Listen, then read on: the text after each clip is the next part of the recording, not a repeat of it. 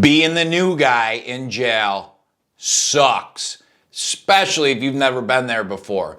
I was a fish out of water. I had no idea what the hell was going on. That's what I'm going to tell you about today. Hit that like, that subscribe. If you enjoy Soberdogs videos or you get any value out of these, I'd really appreciate it. And thank you everyone for the love and support.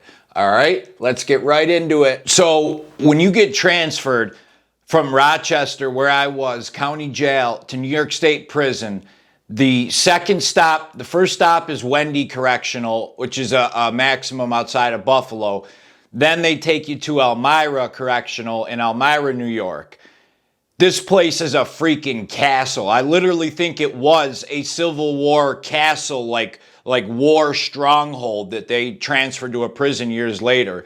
It's just on a hill, it's imposing, and you're just this new guy going there. When you walk in, there is 4 tiers high, I think 100 cells per tier, 4 high, so 400 on each side. And then up top is just this long hallway. It's wide open. You have 800 guys screaming at you when you walk in. New Jack, new Jack. Toilet paper's being thrown, sometimes flaming toilet paper, sometimes feces.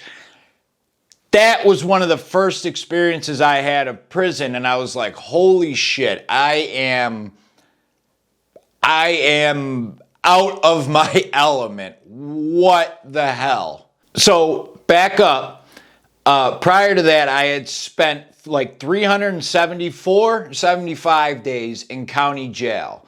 Even though it was my first time getting arrested and being in county jail, spending a year there helped me learn a little bit of the rules and stuff, and talking with other guys who had been to prison, I got to prepare myself a little bit mentally. But as much as they told me stories, what to do, what not to do, you still can't really fully be mentally prepared. Because when I first got to county jail, I was, what's the dude in Half Baked? And he's like, fish? You're a fish? No, you're not a fish, you're a man. In the mirror. I wasn't that bad, but I was definitely out of it. First of all, my first like 3 weeks was heroin withdrawal. So people were like avoiding me like the plague because I was just this walking, stinky, bacteria-ridden, crazy guy, just all freaked out and anxiety. But then I started to get used to it. Started to open up and talk with people a little bit. But there's just all these little things that I had no idea. And you got to be prepared for this. Literally, like growing up with my buddies, we joke with each other all the time about, stupid stuff and stuff you wouldn't think. Guys on the football team, one guy'd be like, yo, Billy, come here, man, I need your help. And then another guy'd be like, yo, Billy, your boyfriend's calling you. It doesn't mean any harm. It's just a joke, and I don't know, that's how a lot of guys are, and they grew up that way. It was just a joke. Or like another one example of is me and my buddies did this all the time, like the yo mama things, like, a guy makes fun of you or teases you, and yeah, your mom, dude, your mom said that. Yo mama, the old yo mama jokes in the 90s. In jail, that is a no-go. You could be sitting with a person every day for a year straight, become best friends with them, and you say a yo mama joke or a homosexual joke, and they're fighting you on the spot. That unpredictability threw me out the window. I was not prepared for that. Everything is structured in the same 98% of the time, but yet when that 2% pops off, it is just total unpredictability. And you're sitting there playing cards, not expecting it, and boom, there's a 4-on-4 fight behind you. And it's not like a play fight. These guys are trying to rip each other's heads off. I wasn't ready for that. I wasn't prepared at all. And I'm not ashamed to admit that. And I'm not going to sit here and pretend I'm some big, bad gangster tough guy. No, I wasn't ready for that. So I needed to adapt. Being that new jack, that new fish, also with the let me help you out. That was a big one. I don't know whose video it was. I think it was Death from Lockdown 23-1. He's got some awesome videos about prison and jail and all that. So he said, and this is so true, rape in prison now is not like it was back in the day and like you see in the movies. You've seen a movie like American History X with Edward Norton. When he gets raped in that one scene, they catch him when he's alone in the shower. The other guys clear out.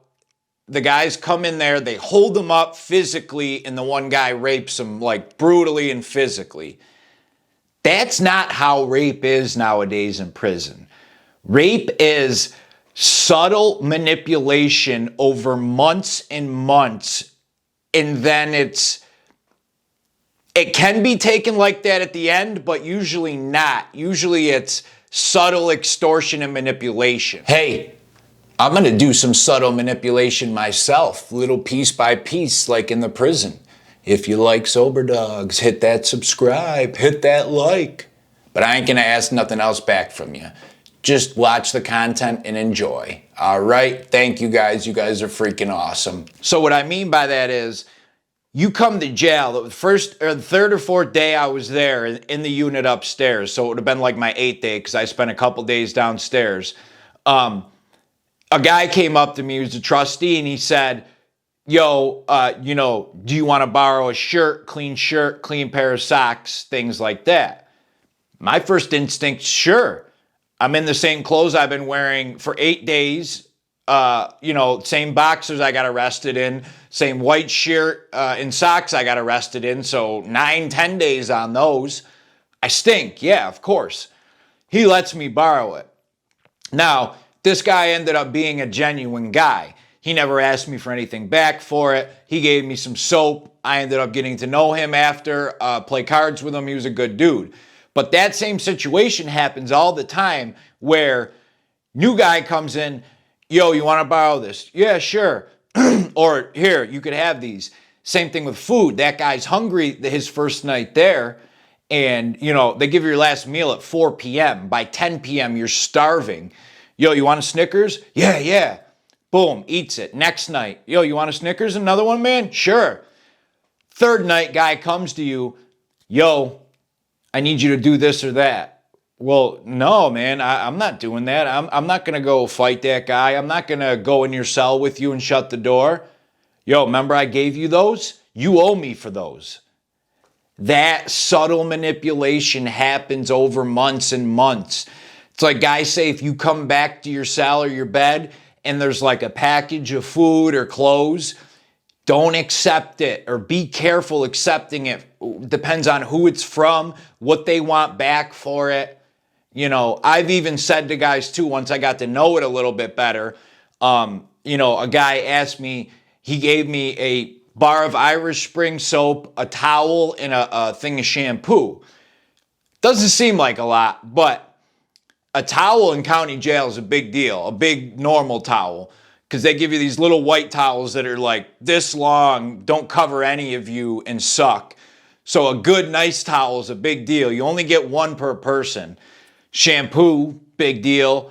And Irish Spring soap you buy in commissary. If not, they give you that little white, dried out Corecraft crap. So this guy's giving me these 3 things, which I know have value to them in here and aren't just, guys use those as currency on the poker table. No one gives them out for free. So when he gave them to me, I specifically said, yo, I don't have the ability to pay you for these, and I'm not doing any type of favors or anything. If you're giving them to me straight just to use, I appreciate it. I'll accept it.